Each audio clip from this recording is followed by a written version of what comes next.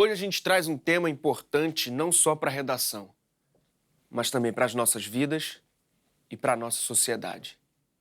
Roda a vinheta.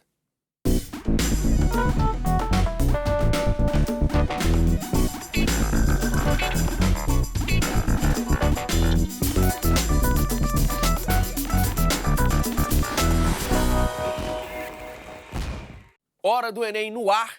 Hoje a gente fala de redação e o tema é sério. A automutilação entre jovens em questão no Brasil. E quem vem ajudar a gente é o professor Bernardo Moura. Por gentileza, professor, seja bem-vindo. Obrigado. Para começo de conversa, professor, o que é a automutilação entre jovens? Lande, é um problema de saúde gravíssimo, que vem crescendo a cada dia, em que jovens que passam por momentos de transtorno psicológico, eles se cortam, se automutilam com gilete, com navalhas, na tentativa de reduzir sofrimentos psicológicos que eles vivem. A gente tem um texto de apoio que fala um pouco sobre a importância disso. Vamos ler?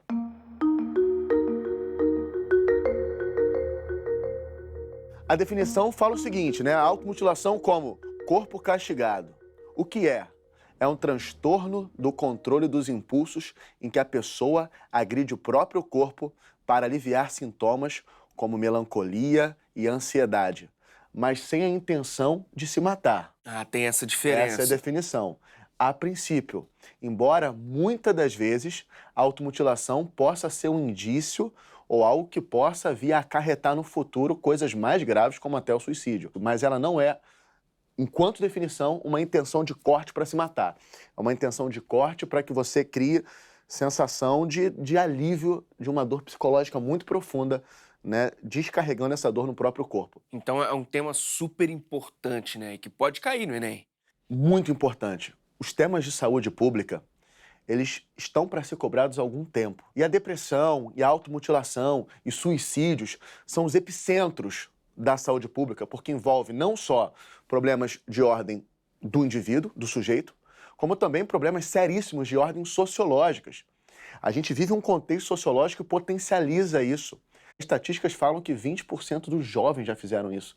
20% é um número considerável. É um número muito É a alto. doença do terceiro milênio, a depressão. E é um dos temas centrais para esse ano, porque o terceiro milênio que a gente vive tem na depressão uma das principais doenças a serem tratadas. Então é bem bacana ter isso em mente e começar a estudar desde antes, né? Pra pegar Estudar agora. com profundidade diversas metodologias, estudar a depressão e a automutilação pela biologia, pela sociologia, pela filosofia, é fundamental. Então, mais precisamente nesse quesito, você entender que às vezes as dores de um indivíduo, as dores da alma, as dores de uma mente são tão grandes, são tão terríveis, que você alivia essa dor cortando a própria pele, porque por algum instante essa dor da alma é esquecida, ou você se corta porque você está tentando pedir ajuda, tentando ter atenção, tentando sanar algum vazio interior. Isso é muito importante ser pensado, ser analisado, ser aprofundado, não só para o Enem, como para a vida. É uma temática importante para a nossa era, para a nossa geração, porque ela afeta negativamente muitas pessoas. Isso é um caso seríssimo de saúde pública, Lande. Agora, falando em estratégia, professor, se por algum motivo eu chego no Enem e eu me deparo com um tema desse e eu não sei nada, o que eu faço? A minha certeza, e que eu quero que você e todos os estudantes enxerguem, é que você sabe muito sobre isso. A sociedade está cheia de casos. A depressão, que é o fator central que gera a automutilação, ela acomete pessoas grandiosas. Se a gente for pensar ao longo da história, grandes nomes sofreram de depressão.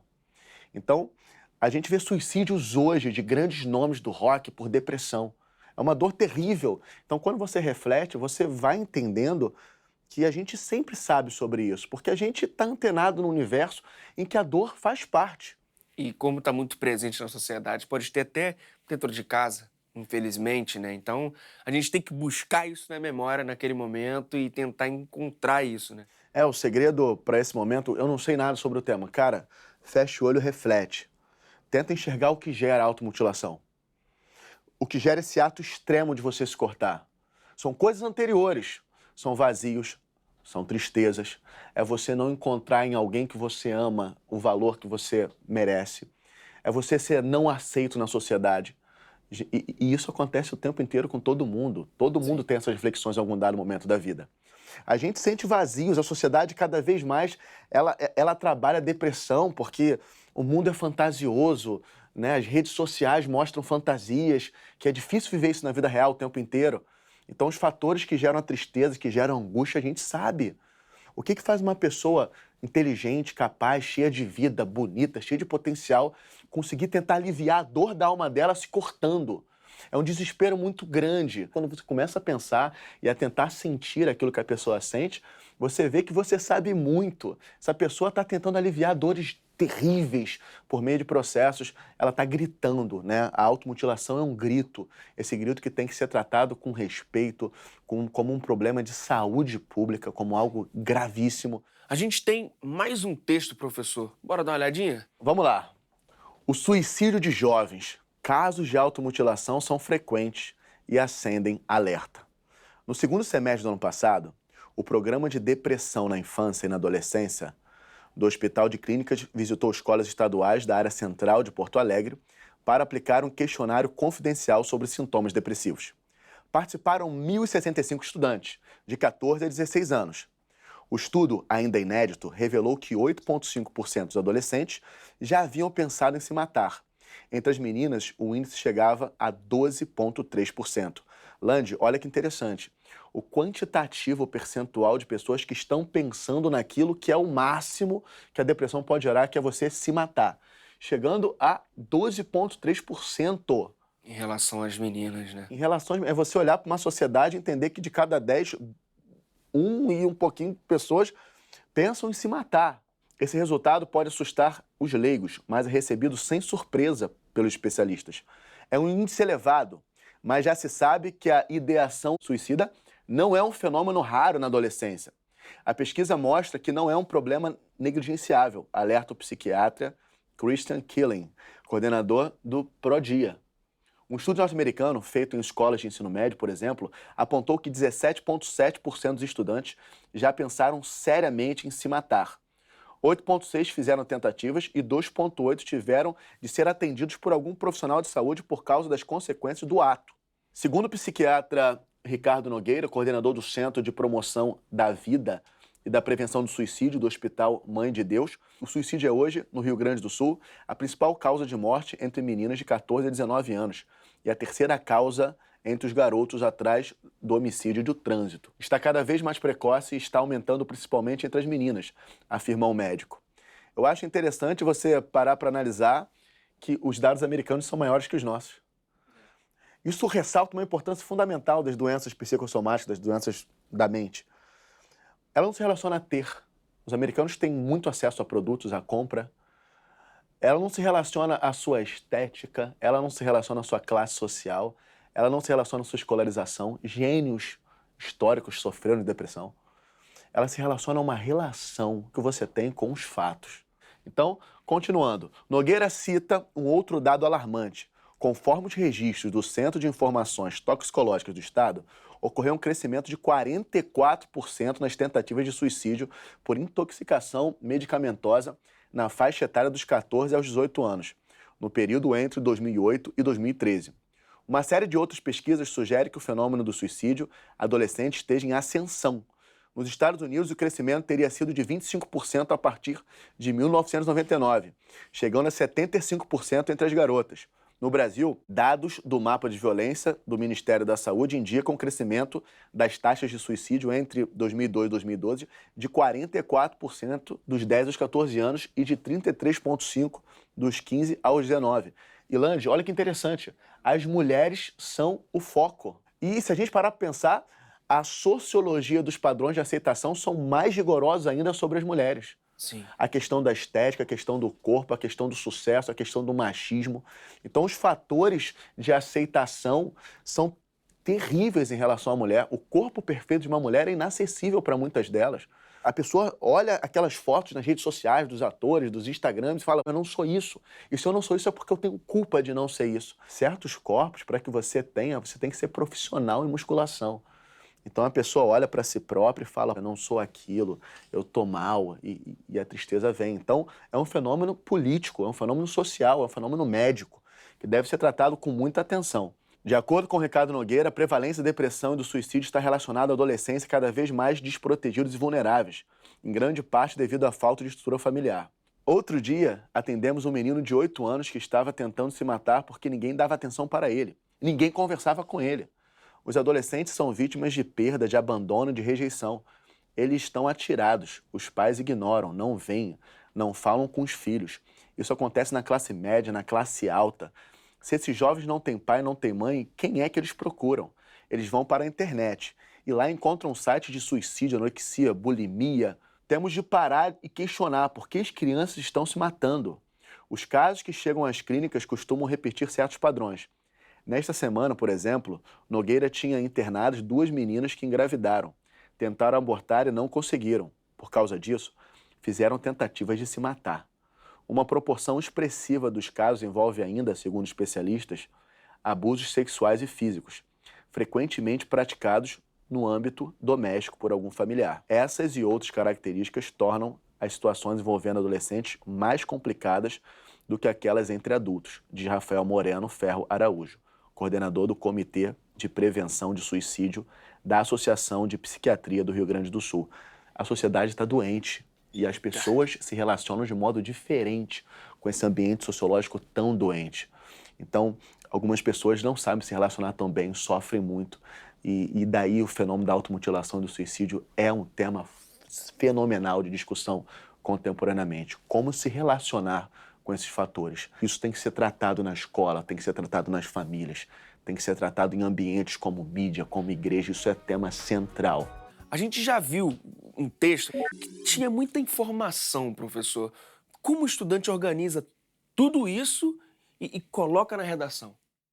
Lande, o principal foco dentro de uma prova de redação é você compreender que a sua meta ali não é você ser um profundo acadêmico sobre a temática da automutilação. Assim como o próprio corretor também não é um profundo acadêmico sobre isso. Primeiro, você precisa entender dentro da redação que você tem uma razão de estar ali, que é você se posicionar sobre o tema, criar sua tese e defendê-la ao longo dos parágrafos centrais, o desenvolvimento, essa tese. Por exemplo, eu posso entender dentro desse tema que eu vou querer te convencer, porque todo processo argumentativo é um processo de convencimento, de que o combate à automutilação no Brasil, embora seja necessário, e é necessário, encontra empecilhos ou encontra desafios para que possa ser feito de maneira satisfatória. Então, a partir de agora, a meta da minha redação é provar que existem empecilhos e não fazer um discurso profundo, denso, filosófico sobre o tema. Então eu posso entender, Lande, que os empecilhos são, por exemplo, a sociedade desconhece a complexidade sobre a temática e não sabe lidar com ela. Primeiro empecilho. Eu vou me dedicar a provar que isso de fato causa a gravidade do problema.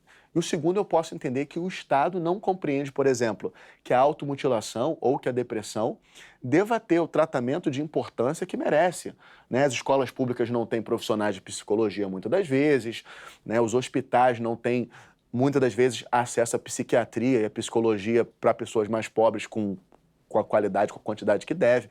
Então, a partir de agora, eu tenho que convencer você de um posicionamento, de uma tese minha. Nesse exemplo que eu dei, é de que o combate à mutilação encontra empecilhos. Então, eu vou te mostrar que encontram mesmo, vou provar quais são os empecilhos, vou trazer pessoas que alicercem isso.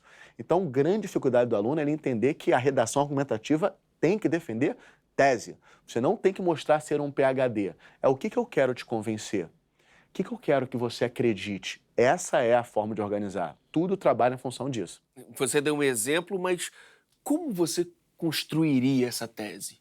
Primeiramente, eu começaria fazendo uma introdução interdisciplinar interessante, por exemplo, citando um pensador a respeito da temática depressão. A depressão ela é analisada e estudada milenarmente. Você encontra a questão da depressão sendo tratada na mitologia grega, na filosofia grega, no cristianismo, na Bíblia tem depressão, né? Eles usam um termo que é muito bonito, que é as feridas que ninguém vê. O medievalismo trata, Santo Agostinho, no livro Confissões, fala desse estado de inquietação. Dante fala na Divina Comédia, os filósofos do 19, Durkheim tem um livro sobre suicídio. Então, eu começaria mostrando que a temática da depressão, ela não é nova, que isso é milenar. E aí depois eu me posiciono de que a superação desse estágio depressivo, de automutilação, deve ser feito, embora a sociedade brasileira hoje encontre desafios para superar. E aí eu apresentaria na tese os desafios. Primeiro desafio, a sociedade não está preparada, e segundo, o Estado não dá devida atenção. E a redação vai trabalhar para provar isso. Essa é a tese.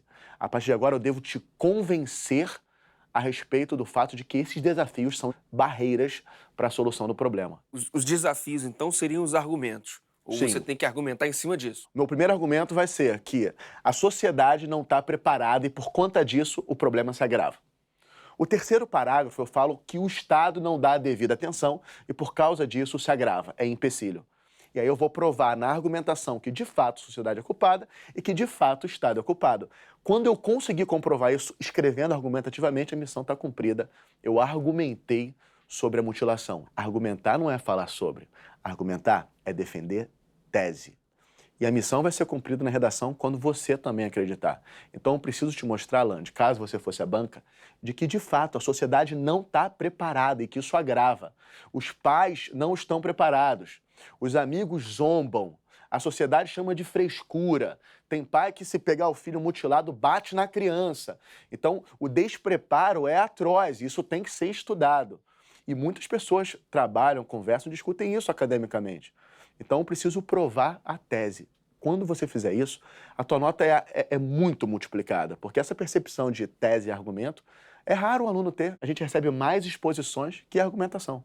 Bom, professor, em um tema amplo como esse, tem aquele candidato que tem muita bagagem, ele sabe muito sobre, e aí se empolga na hora de escrever a redação. Ele vai escrevendo, vai escrevendo, vai escrevendo, mas a gente sabe que vai chegar um momento em que as linhas vão acabar. Então, assim, como selecionar o que entra na redação e o que não entra? Todo o processo de seleção, ele tem que ser feito antes de você escrever. Então, você precisa, por exemplo, quando você tem uma tese, você tem que apresentar a sustentação da tese, isso é apresentado nos inícios do parágrafo, né? Então, primeiramente o que eu quero te convencer? Ah, que tem empecilhos. Primeiro fato é, quais são os empecilhos? Segunda pergunta, por que esses empecilhos ocorrem? Por que a sociedade está despreparada, Lande? Nosso sistema educacional é precário, nosso moralismo é intenso. A gente não veio sendo tratado com profundidade em espaços que deveriam, como escola, como mídia. Então, a primeira pergunta é, quais são os empecilhos? Segundo, pensa, se esse é o empecilho, por que existe esse empecilho? Outra pergunta, quais são as consequências desse empecilho? E lembrando que eu não posso discorrer 40 linhas porque eu tenho espaço. Quem pensa esses empecilhos historicamente? A filosofia trata disso, os números, como a gente apresentou vários, tratam disso, que esse problema é real, que morre pessoas, que está aumentando. E temos dados aí no material de apoio. E terceiro, dá um desfecho para o parágrafo. Como superar esse desafio? Então você tem que ter organização, né? Eu afirmo o empecilho, por que esse é um empecilho, quais são as consequências desse problema, como que eu faço para comprovar isso? Algum filósofo está comigo, vários estão, e como que eu desfecho essa ideia? Então, o seu trabalho é todo técnico, você não tem que sair dando asa à imaginação.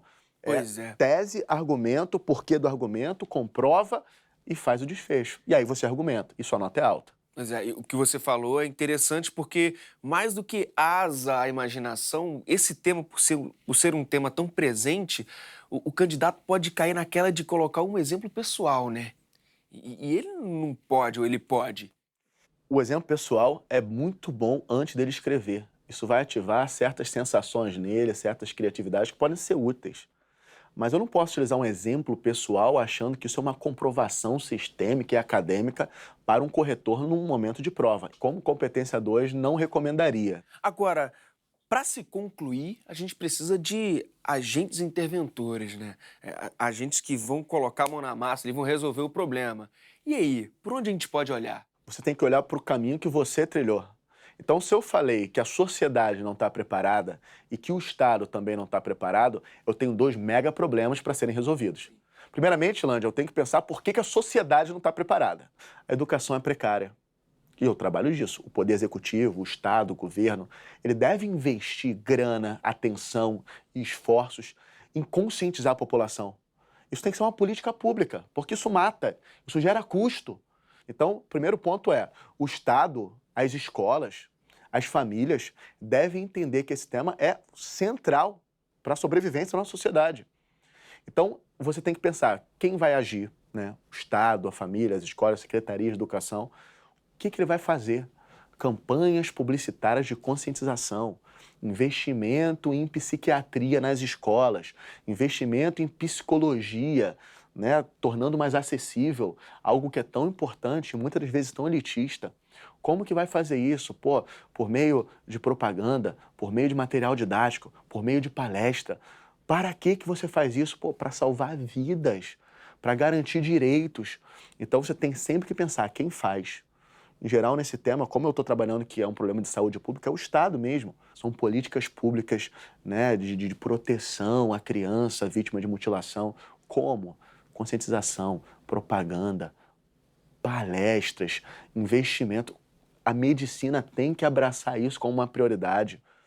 É você pensar que existe um problema e ele tem que ser resolvido. Eu falei que o Estado não investe, portanto, invista, aumente o percentual orçamentário para a temática. Eu falei que as famílias não estão preparadas, portanto, preparem a sociedade. Isso tem que ser enfocado na mídia, nas novelas, nos filmes. E vem sendo, e vem sendo. A gente está aqui falando isso, é um exemplo disso. Que a TV se preocupa, que a sociedade tem ganhado nos últimos tempos com a complexidade dessa temática. Como é um tema muito importante para a sociedade, o candidato pode sentir um certo peso de realmente resolver o problema, né? E não acho que essa seja a ideia principal da redação, e sim mostrar um caminho, né? Existem temáticas que, se você encontrar uma solução, você é Nobel, né? Então, assim, você não tem que entender que as medidas que você vai apresentar são medidas de desconstrução plena de um problema complexo. Porque se o problema é complexo, ele tem razões complexas, resultados complexos e soluções complexas. Como que você vai, em 5, 6 linhas, solucionar você, sem ser um especialista, algo complexo? Então, você tem que estar sempre pensando no processo de se atenuar uma dor profunda, né? As suas propostas são analgésicas, são de melhora. Você não tem que solucionar, eu tenho que ser um gênio para solucionar a depressão. Não. Mas como que você melhora? Será que se isso fosse tratado na escola sempre, isso não atenuaria? Será que se a gente não tivesse um modelo educacional tão conteudístico, tão acadêmico, será que se a emoção, se a dor, o sofrimento fosse um foco, isso não melhoraria? Será que se a psiquiatria tivesse mais acessível, a psicologia... Acompanhamento, então, né? mais acompanhamento. O psicólogo não pode ser, sabe, uma ciência para uma classe social, ela tem que ser uma ciência para a população, é saúde pública. Então você tem que pensar que, pô, isso vai ajudar, vai melhorar, vai atenuar, e dessa forma você constrói um universo, um cenário melhor em relação à problemática.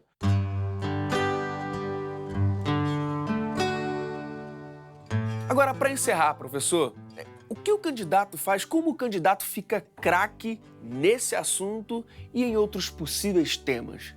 Landi, a primeira coisa que a gente tem que ter em mente é que o vestibulando, o ser estudioso, ele é um curioso.